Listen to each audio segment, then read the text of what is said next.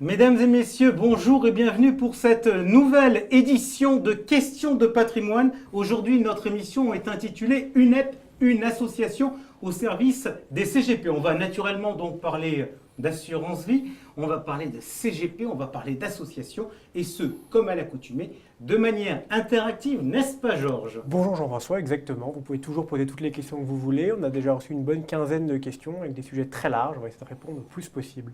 Bien, pour ce plateau, donc trois invités aujourd'hui. Alors, on a bien fait les choses, on a bien respecté les règles. D'un côté, l'association, de l'autre côté, un assureur, pas n'importe lequel, on le verra tout à l'heure.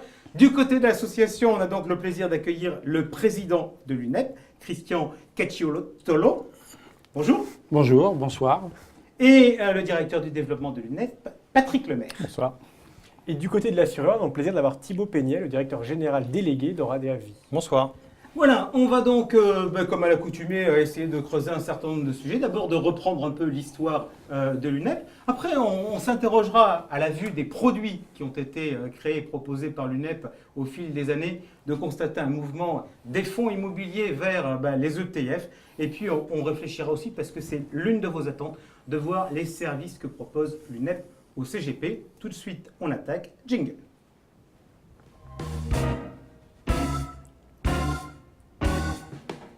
Christian Cacciutolo, vous avez donc été à l'origine de la création de l'UNEP. C'était en 2000. L'UNEP, 18 ans déjà. Pourquoi l'idée de la création de cette association ? Alors, l'idée de la création de cette association est très simple. C'est que historiquement, j'avais une activité que j'ai toujours d'ailleurs sur des fonds immobiliers, notamment des CPI ou maintenant également des OPCI. Il s'avère que de 1993 à 2000, les fonds immobiliers n'étaient pas en odeur de sainteté auprès des assureurs. On se rappelle la crise des Acavis ? On se rappelle la crise des Acavis, tout à fait. Et donc, ces fonds n'étant pas en odeur de sainteté, il s'avère que les CPI et l'assurance vie, c'est quand même un mariage extrêmement positif pour l'épargnant final. C'est comme la première personne concernée, je dirais, et c'est lui d'ailleurs qui fait vivre tout le monde sur ce métier-là. Et donc, on s'est retrouvé à passer d'assureur en assureur pour ces fonds immobiliers. Et à un moment donné, je me suis dit, comment peut-on faire pour garder ces relations avec les assureurs qui sont primordiales, mais en même temps, comment peut-on faire pour garder la main sur la gestion des flux et pour ne pas se faire, entre guillemets, emmener par la réglementation, emmener par la conjoncture, être obligé de changer d'assureur quand il change de stratégie ou d'actionnaire. Et d'ailleurs, depuis 2000, on l'a même vu en 2008, il y a eu de tas de changements au niveau capitalistique et au niveau réglementaire. Et nous sommes bien heureux d'abord d'avoir trouvé comme partenaire en 2000 Sogeka pour Oradea Vie, et nous sommes bien heureux d'être sous cette forme associative parce que ça nous permet de continuer à travailler avec la même image, avec les mêmes partenaires, avec les mêmes contrats. Et pourquoi une association à destination des, entre guillemets, une association qui distribue à travers des CGP, non pas directement des produits auprès des clients ? Je pense que de toute manière, quand on place son argent, ce n'est pas un acte anodin. J'ai souvent l'habitude de parler de mon père. Il a essayé de me responsabiliser quand j'ai commencé à travailler. Il m'a dit, Christian, quand quelqu'un confie de l'argent, ce n'est pas de l'argent qu'il confie, c'est l'histoire de cet argent. Et donc l'histoire, c'est quand même quelque chose d'extrêmement important. Donc que ça soit 500 € par mois ou 100 000, 200 000, 50 000, 70 000, il faut que la personne soit bien conseillée parce qu'il y a d'autres enjeux que de faire du chiffre d'affaires. Il y a les études des enfants, etc., etc., etc. Alors vous nous racontez l'histoire en disant en 2000, on cherche des moyens de distribuer des fonds immobiliers qui ont à l'époque une plus très bonne image auprès des assureurs après la crise que l'on avait connue dans la décennie précédente. Oui, je vous choque ? Oui, vous me choquez. Je vais vous dire pourquoi. Parce que nos fonds immobiliers ont toujours eu une très bonne image. Et donc, c'est d'ailleurs la raison pour laquelle Sogecap nous a dit oui. Je pense que le problème est plus un problème de communication et de gestion commerciale de ce type de fonds. En pratique, aujourd'hui, vous avez une petite dizaine de contrats, si on regarde la partie retraite, la partie épargne, etc. Comment vous choisissez un assureur ? Comment ça se passe ? Alors, comment on choisit un assureur ? Je pense qu'on se choisit mutuellement. Déjà, pour commencer, d'abord, on cherche un assureur avec lequel on essaye de ne pas être source de frottement sur le terrain. Déjà, très clairement. D'ailleurs, j'ai des exemples malheureux de mauvais choix de ma part, avec des assureurs qui sont de bons assureurs, mais qui travaillent déjà avec des CGP, et avec laquelle ça se passe plus ou moins bien. Mais c'est pour des raisons historiques. Et puis ce qui est important, comme vous le disiez, dans nos métiers, je veux dire, il y a le client final auquel on fait une promesse. Quand on vend un produit financier, ce n'est pas une voiture, il sait ce qu'il achète. Et la promesse, il faut qu'on soit capable de la tenir.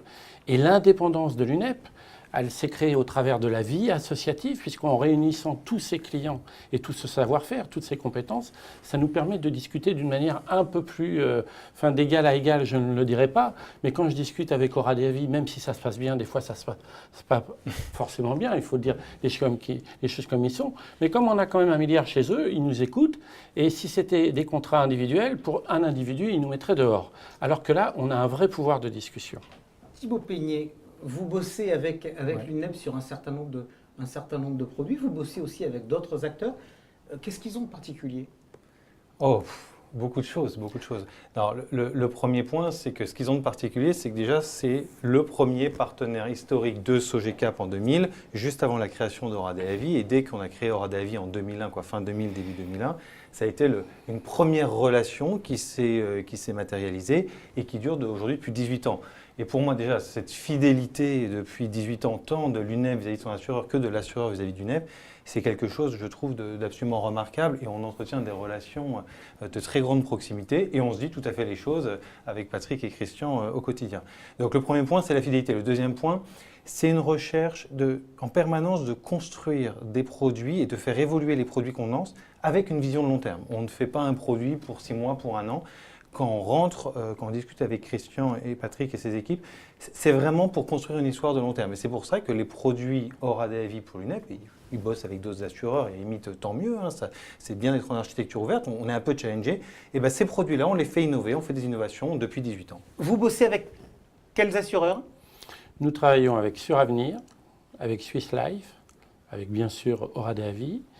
On travaille avec Mondial Assistance, assez étonnamment. Et nous avons essayé de travailler avec Generali.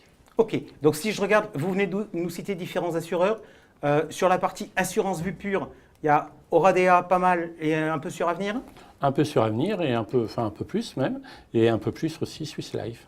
D'accord. Et sur la partie retraite, c'est-à-dire sur le PERP et sur la partie Madelin? C'est Suravenir et Swiss Life. Ok. Niveau chiffre aujourd'hui, l'UNEP, ça pèse combien de collecte? De collecte, si on parle au global, assurance plus les autres fonds, on tourne aux alentours d'un peu plus de 400 millions d'euros par an. D'accord. Quand vous dites les autres fonds, ça veut dire Ça veut dire notamment de l'immobilier. Ok, donc vous continuez avec cette logique-là. Collectif. Si on refait un point, donc Collectif, c'est pas l'immobilier direct. Ok. Autrement dit, SCPI, SCI, OPCI. SCI, OPCI. Si on fait un point, donc au début de l'histoire, 2000, Sogecap, Oradea n'existe pas encore. Où on est Oradea aujourd'hui? Alors Oradea aujourd'hui est en pleine phase de développement. Depuis 3 ans, on va dire, le chiffre d'affaires a été multiplié par 3 et on ambitionne encore de le multiplier par 2 dans les 2-3 prochaines années. D'une façon assez simple, nous, notre positionnement, c'est un positionnement d'innovation vis-à-vis de plateformes, de groupements de CGPI, et c'est comme ça qu'on peut construire des innovations, et des innovations qui s'inscrivent dans la durée. Donc, on était à 130 millions de chiffre d'affaires il y a à peu près 3 ans sur le marché des CGPI plateformes. On a clarifié notre stratégie de l'innovation pour les groupements et les plateformes. On est aujourd'hui à 320 millions, on vise 400 millions à la fin de l'année et 700 millions d'euros de chiffre d'affaires sur ce segment-là, hors banque privée, gestion privée, à horizon dans 2 ans. Et en s'appuyant, je le redis, on n'a pas vocation à avoir un produit sur étagère qu'on essaye de distribuer le plus massivement possible. À chaque fois, on construit des produits qui répondent au business model spécifique de nos partenaires, aux attentes de leur CGP. Christian, on pourra en parler de Mondial Assistance et de notre offre majeure protégée. On est typiquement dans ce qu'on recherche, ce que recherche l'UNEP. Voilà, à chaque partenaire, un produit, entre guillemets, exclusif, qui répond à un besoin. Question, on a des gens qui nous disent l'UNEP, vous faites quoi? Donc ça veut dire qu'il y a une méconnaissance de la part des CGP. Aujourd'hui, vous travaillez avec combien de CGP et combien sont véritablement actifs on nous demande avec aussi, vous? est-ce que vous travaillez que avec des CGP comme distributeurs ou est-ce que vous avez d'autres distributeurs? On travaille qu'avec des CGP. On en a à peu près 600 actifs à l'UNEP. Et sur la partie immobilière, on en a 800, un peu plus de 800. Un peu plus de 800. Ok, le début de l'histoire, 2000, lorsque vous créez un contrat, ce contrat il s'appelle comment? UNEP Multisélection? Oui. Que de l'immobilier à l'époque? Ah non. Non, ils n'auraient jamais voulu. Non, il y avait de l'immobilier, il y avait un fonds en euros et il y avait toutes les autres classes d'actifs. Sauf qu'à cette époque-là, on était sur la place, on va dire, que deux, à avoir réellement des contrats avec de l'immobilier où derrière, il y avait la compétence qui permettait d'accompagner le CGP sur l'immobilier. Parce que l'immobilier, ça a toujours été, même dans les périodes de crise, un bon produit. Le seul souci, c'est comment l'aborder et avec qui et à quel moment. Et donc, du coup, ce qui justifie également l'avis des plateformes, je ne voudrais pas parler de concurrence, mais c'est même pas de la concurrence. Le seul autre à l'époque, c'était Norcia. Il faut dire ce qu'il est, et ça prouve bien que les plateformes d'assurance ou les associations, qui est une autre forme de plateforme, ont leur justification aujourd'hui dans ce monde qui se durcit dans les relations avec le réglementaire et aussi avec les institutionnels, ou je dirais avec la technologie tout simplement. Alors Thibaut Peignet, tout à l'heure, quelque part tendait une perche, donc je vais la prendre en nous disant qu'il y avait eu des innovations sur les majeurs protégés. Et que ça, c'était bien le témoignage du rôle d'une association. C'est quoi l'innovation? Qu'est-ce que vous avez fait? Eh bien écoutez, jusqu'à présent, les contrats pour les majeurs protégés, pour moi, c'était du marketing. Les produits étaient bons, on n'invente pas grand-chose en matière d'assurance. La réglementation est la même pour tout le monde. Sauf que, qu'est-ce qu'on fait de plus pour un majeur protégé? Donc on a réuni un certain nombre d'intervenants, les fédérations nationales de majeurs protégés, l'UDAV, la FNAT, etc. Et pendant 2 ans, alors on a fait des meetings, et en fait, on s'est rendu compte que le majeur protégé, il avait aussi des parents, il y avait aussi des aidants. Il plaçait son épargne, mais derrière, il avait besoin de services qui correspondaient vraiment à la situation dans laquelle il est trouvé. Et donc, on a été voir Mondial Assistance, et c'est là où Aura des Avis, je dirais, a vraiment joué le jeu. Et Mondial Assistance et Aura des Avis ont mis les tuyaux ensemble, et en gros, dans notre contrat, quand le majeur protégé est bénéficiaire ou alors souscripteur, eh ben, lui, les aidants, la famille bénéficie de toute une série de prestations qui vont de l'assistance jusqu'au coiffeur chez lui ou à sortir le chien, ou même on lui paye l'architecte si jamais, je dirais, son état se dégrade. Et donc en fait, et il y a même une plateforme juridique. Et là, si vous voulez, pour moi, là on voit vraiment la vie associative, c'est un contrat qui a du sens, qui va bien au-delà de l'habillage marketing d'un contrat. Parce que entre nous, le contrat d'assurance vie, c'est un contrat classique qui est de bonne facture, qui est bon, comme tous les bons contrats de la place, sauf qu'on a voulu y mettre du sens pour ces gens-là. Allez, dans cette partie, puisqu'il y a quelques questions qui sont là, déjà on va en prendre quelques-unes. Oui, vous avez répondu quasiment à toutes les questions, sauf une demande, est-ce que Oradea, vous travaillez parfois en direct avec les CGP ou toujours via des tiers? Alors, aujourd'hui, la stratégie, comme je vous l'expliquais, c'est de s'appuyer sur des plateformes de distribution, des groupements de CGPI et de construire des relations comme on l'a avec UNEP ou d'autres, des relations d'extrêmement grande proximité pour construire des histoires ensemble. Après, il y a le fruit de l'histoire. Oradea a travaillé avec un certain nombre de CGPI en direct qui sont là en stock. Il est hors de question de les mettre à la porte du jour au lendemain. Donc on les a là, on a encore des très bonnes relations avec un certain nombre d'entre eux. Mais la stratégie de développement, elle est bien vers des offres innovantes sur mesure, vers une digitalisation de plus en plus grande et pour nos partenaires, plateformes, groupements de CGPI, courtiers grossiers. Voilà, si vous voulez, on s'adresse à des grands comptes avec à chaque fois une histoire à raconter. Georges, une autre question. Oui, et pour l'UNEP, on me demande pourquoi est-ce que vous êtes une association et pas une société commerciale? Alors, pour être plus précis, nous ne sommes pas qu'une association. L'association a son propre courtier qui s'appelle UNEP Diffusion Courtage, très clairement.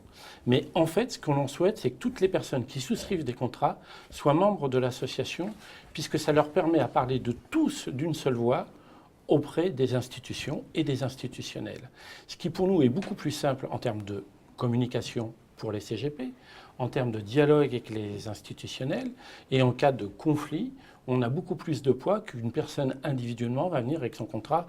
Je dirais une personne qui a mis 50 € par mois, une personne qui a mis 1 million, permet de bénéficier de cette masse. Et le client final, il participe un peu à la vie associative? Bien sûr, notre AG, je vous y invite si vous voulez, a lieu le 14 juin, et il y participe. Ok. Premier produit, UNEP Multisélection. Dernière création que vous avez fait ensemble, c'était quoi? UNEP Sélection Tracker, donc un produit d'assurance vie qui a toutes les caractéristiques d'un contrat d'assurance vie, c'est-à-dire une gestion libre, une gestion retraite, des mandats profilés. Sauf qu'on a changé un peu l'essence comme une voiture, c'est la carrosserie elle-même, le moteur est le même, mais on a changé l'essence. Au lieu de mettre des OPC, on a mis des ETF en partenariat avec l'IXOR, et ça dans le cadre d'une vente intermédiaire. Donc on a un produit qui est 100% en ETF et qui a pour le coup tous les services propres à un contrat d'assurance vie. L'idée de ce contrat était d'aller chercher des nouveaux clients, des nouvelles cibles de clients. L'UNEP avait une position très immobilière et l'idée c'était aussi de reprendre une autre thématique dans le cadre de cette vente intermédiaire via les ETF ou trackers. Allez, et bien du coup, sans transition, ça nous amène à notre deuxième partie, jingle.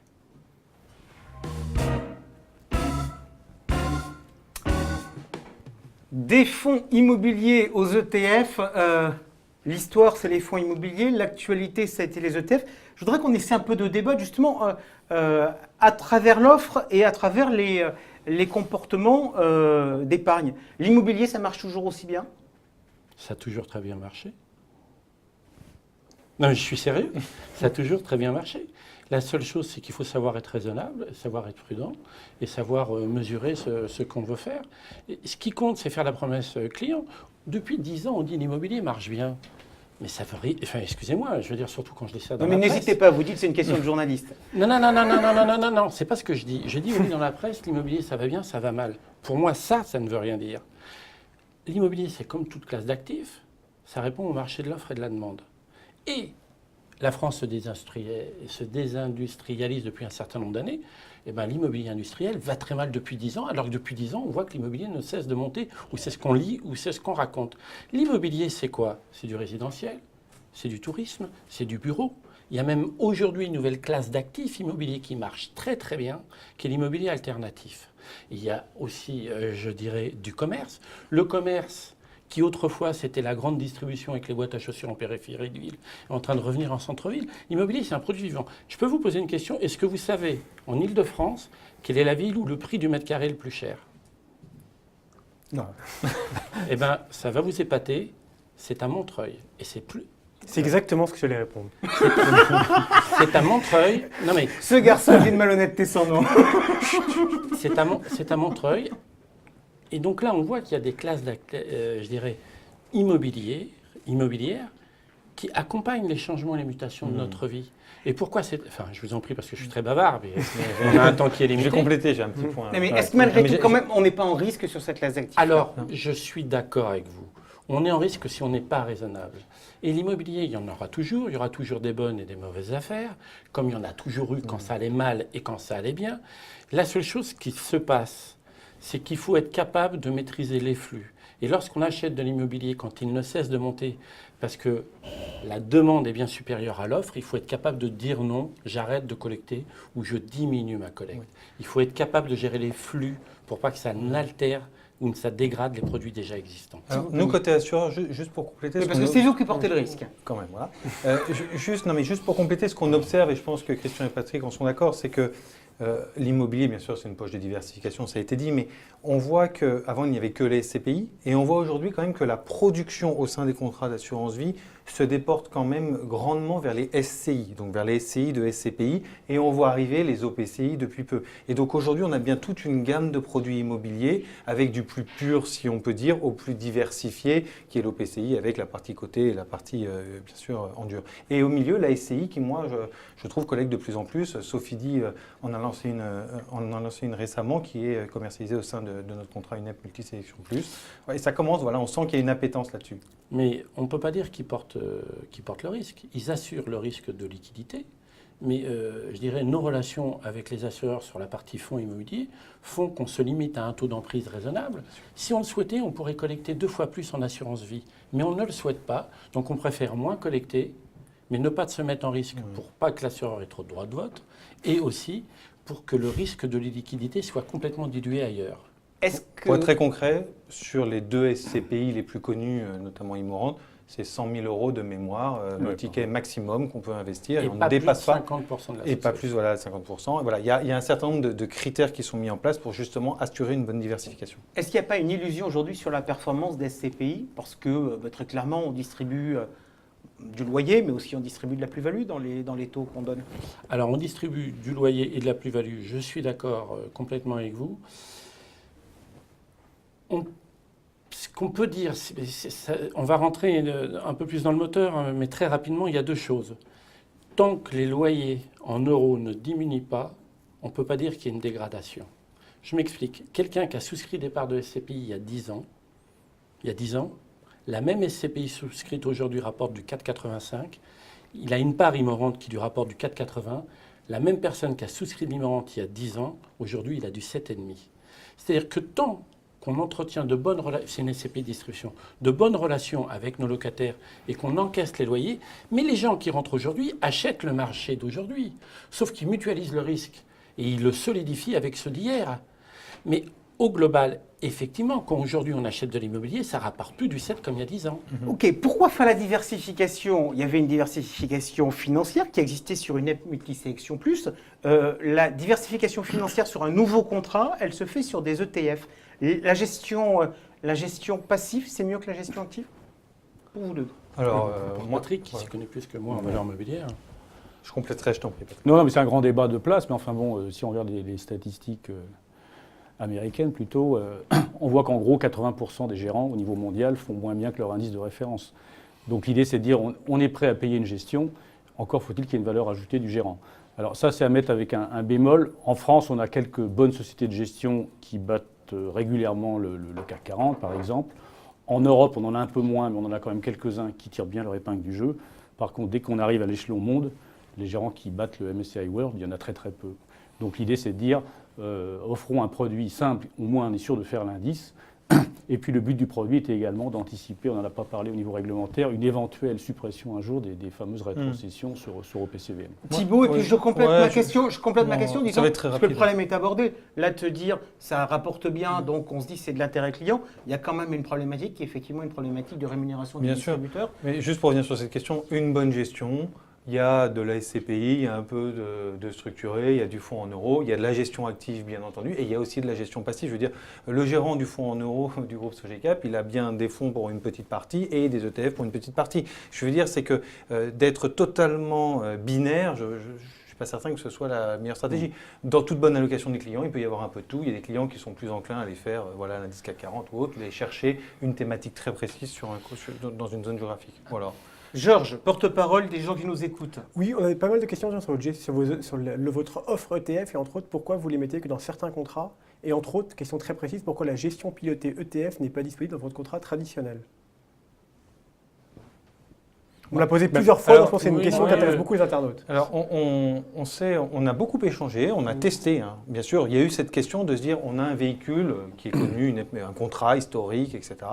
Est-ce qu'on l'enrichit un petit peu plus ou est-ce qu'on s'appuie, on crée une nouvelle thématique comme il y a 18 ans, on a créé une nouvelle thématique. Après avoir testé le marché, avoir vraiment pesé le pour et le contre, on s'est décidé de partir vers cette thématique parce qu'on pense qu'à moyen terme, il y a une vraie réponse à une vraie attente des clients. Et je le rappelle, la multidétention de contrats d'assurance vie ne pose strictement aucun problème.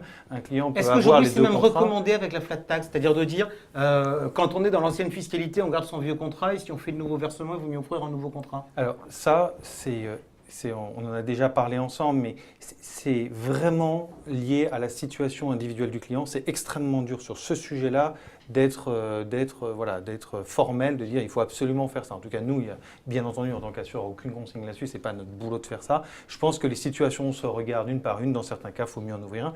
Mais je veux dire, une bonne épargne financière, c'est d'avoir plusieurs contrats, peut-être plusieurs compagnies d'assurance. Je veux dire, c'est normal. L'UNEP travaille en architecture ouverte, c'est normal. À nous d'être les meilleurs pour être le plus souvent référencés. C'est ce qu'on fait depuis 18 ans et ça ne me choque pas d'avoir plusieurs contrats. Et donc, cette thématique ETF, on ne voulait pas la noyer dans un autre contrat, d'où un contrat à part qui a toutes les caractéristiques. C'est un nouveau produit, il faut qu'il soit identifiable, il faut que les gens l'apprennent. Il y a un manque de culture financière chez le client final en France.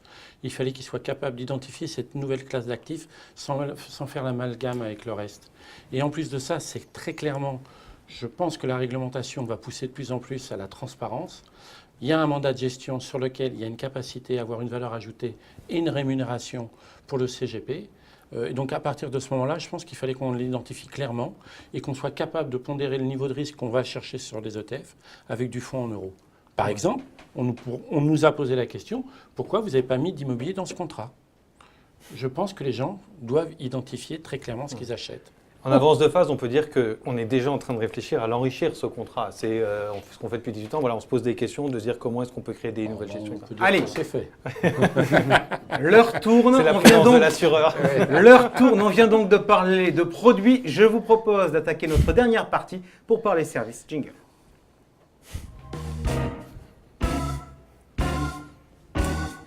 On vient donc de parler produits immobiliers, ETF, majeurs protégés, etc. Je voudrais qu'on parle service. Je suis CGP. Qu'est-ce que vous m'apportez, Patrick Lemaire, à l'UNEP? Le premier mot, je dirais, c'est la proximité, qui est importante. Alors quand je dis proximité, c'est une vraie proximité, c'est pas des 20 mots. C'est-à-dire qu'on a une équipe commerciale de 6 personnes, maillée sur tout le territoire, très important. Donc il est hors de question que le commercial de Bordeaux habite Paris. Il faut vraiment être imprégné de sa vie locale pour être efficace et être disponible et réactif. Donc nous, ce qu'on essaie, c'est d'avoir des équipes.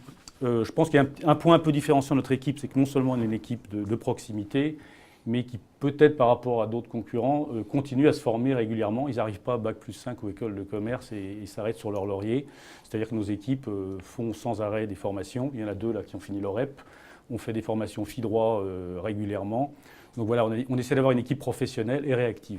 Donc ça, c'est le premier point, c'est une disponibilité pour le CGP, une équipe très très réactive à ces questions. On ne peut pas ne pas parler technologie, niveau informatique, niveau back-office, etc. Il y a beaucoup de questions sur le digital, souscription dématérialisée, acte de gestion, souscription 100% en ligne. Enfin, je vous les passe, mais j'ai 7 ou 8 questions. Alors on y vient, ça je peux te passer la main, Thibault, enfin on est en plein dedans. On est en plein dedans et déjà aujourd'hui, je laisserai Christian en parler, mais l'UNEP a un outil pour saisir de manière digitale les opérations et les souscriptions qui sont directement intégrées. Donc c'est tout le protocole de signature électronique est porté chez l'UNEP et l'UNEP nous envoie les documents signés, etc. Donc là on est en cours, on est en phase de déploiement en ce moment. Voilà. Mais très clairement, sur l'informatique et le digital, on s'est doté d'un outil de gestion identique à celui d'une compagnie d'assurance. Donc, d'ailleurs, plusieurs compagnies utilisent le même outil. On a eu 2 ans de développement par rapport à cet outil existant pour le rendre multi-compagnie ou multi-assureur. Et cet outil n'a pas qu'une vertu de digitalisation ou de gain de temps ou d'optimisation, je dirais, du travail de tout le monde. Il nous permet aussi de nous matcher avec les compagnies d'assurance. C'est-à-dire qu'on est contrôle. Là, vous parlez de service. Quand les contrats arrivent, on les contrôle avant. Ils partent à la compagnie le jour même, ils sont contrôlés en retour, mais les lignes se matchent. Et quand il y a une erreur, je veux dire, on n'est pas plus ou moins Il y a des défaillant. erreurs souvent chez les assureurs? Ça arrive, mais chez nous aussi, chez les CGP aussi et chez les clients aussi. Mais chez tout le monde. Et plus on multiplie les sources de contrôle, ce que je dois reconnaître quand même chez Aura Avis, on a fait le point ce matin, j'en parlais tout à l'heure, le back-office est quand même bon. Comment on fait? On voit bien qu'on a une offre qui part de l'immobilier, qui va de plus en plus vers le financier. Est-ce que j'ai des outils pour faciliter mon travail en termes d'allocation d'actifs? Alors justement, oui, donc j'ai parlé de l'appui commercial. Appui commercial, derrière, quand on va voir des CGP qui eux-mêmes ont leurs clients, il faut un outil. Et donc on a noué un partenariat avec Cantalis, ça doit faire 3 ans. Donc Cantalis, qui est un bel outil d'allocation d'actifs. Bon, qui était très bien, sauf qu'à l'époque, ils n'avaient pas intégré l'immobilier dans leur outil. Et donc, on les a mis en cheville avec les équipes de l'IEIF. Ils ont pu intégrer la SCPI dans leur modèle. Et donc, aujourd'hui, on a un outil complet d'allocation d'actifs sur lequel on fait des sessions de formation, on fait des allocations type pour les CGP, on les forme et on les accompagne. Alors, ce qui est indispensable, parce que dans le cadre de la réglementation... Et on leur paye l'outil. On leur paye l'outil. Dans le cadre de la réglementation actuelle... Dans le cas de la... Il faut dire les choses. On leur offre l'outil, voilà. Dans le cas de la réglementation actuelle, comme vous le savez, la rémunération des CGP, notamment sur encours, devra être justifiée par un véritable service de suivi de portefeuille. Ok, il nous reste 2 minutes, on va dire, donc 2 questions, 1 minute par question. Justement, pour compléter sur le réglementaire, c'est comment vous accompagnez les CGP sur le réglementaire, comment vous les aidez avec ces tâches qui nous disent sont un peu lourdes pour eux. Et deuxième question, un petit zoom sur votre service de newsletter. Alors, sur l'accompagnement réglementaire, c'est plus au niveau, au niveau middle office. On les accompagne, déjà on les forme un peu à la partie souscription des dossiers. Bon, il n'est pas question de faire sauter les lois qui existent. L'idée, c'est de les aider. Finalement, quand on a une bonne connaissance des clients et, j'allais dire, une gestion assez saine de son portefeuille client, la partie réglementaire est relativement légère. Là où ça pose des problèmes, c'est quand il y a des oublis, quand il y a des documents qui manquent, quand il y a des justifications de fonds qui sont... donc il y a un travail pédagogique, j'allais dire, qui rend finalement les choses beaucoup plus fluides. On leur fait, la première aide, c'est gain de temps. Gain de temps. les CGP passent de plus en plus de temps à remplir des papiers, grâce à la digitalisation qu'individuellement ils ont un peu de mal à mettre en place parce que ce n'est pas leur métier, parce qu'ils n'ont pas le temps, puis ça coûte très très cher. Grâce à cette assoce, on a les moyens de se payer les outils digitaux. alors, on gagne de temps. alors, On a des problèmes réglementaires parce qu'il faut régler ça, et puis on a aussi des problèmes parce qu'il faut informer les clients. Ouais, sur le réglementaire, un point, parce qu'on se voit encore, je crois, la semaine prochaine dessus. C'est aussi le rôle d'une association et d'un assureur partenaire. On met les équipes de la compliance de l'UNEP avec la direction juridique et la direction de la conformité du groupe SOGECAP, et on travaille ensemble sur IDD, etc., pour trouver le meilleur dispositif. Quoi, je veux dire, un partenariat, c'est pas juste un produit. Un partenariat, c'est au quotidien, au téléphone, l'assureur avec son partenaire. Alors la newsletter, j'en ai pas répondu. La newsletter, en fait, on fait travailler 4 journalistes indépendants sur différentes thématiques. Le conseiller rentre sa photo, son logo, ce qu'il veut, ses coordonnées. Il choisit des thématiques qui l'intéressent, juridiques, fiscales, défiscalisation, juridiques, etc. En 2 minutes, il se confectionne une newsletter qui peut ensuite, on lui imprime. J'insiste, parce que... Imprimé, donc vous dites une newsletter, ça veut dire que c'est une version papier. Ah, moi, je veux du papier. Alors l'idée c'est simple, aujourd'hui les problèmes des conseillers, non mais le problème des conseillers c'est de faire du client, ils ne savent plus faire du client, ils ne savent plus trouver des prospects. Et voir, ils dépensent souvent des fortunes inutilement pour trouver du prospect. Quand vous mettez 200 newsletters chez votre Toubib ou votre vétérinaire, vous avez 200 personnes qui vont lire la newsletter. Vous envoyez 200 mails à ces clients-là, il n'y en a pas un qui va l'ouvrir. Donc les vertus du papier pour des phases de prospection, on y croit encore. Ok, super. Merci à tous les trois d'avoir été des nôtres pour ce chat. Georges, un petit mot de conclusion? Oui, pour vous dire qu'on va se retrouver la semaine prochaine, pas mardi, mais lundi prochain, pour changer de thème et parler de gestion thématique avec CPR-AM. Merci à vous tous d'avoir été des nôtres. Et donc, rendez-vous, vous avez bien noté, c'est pas mardi, c'est lundi prochain. Ciao, bonne semaine.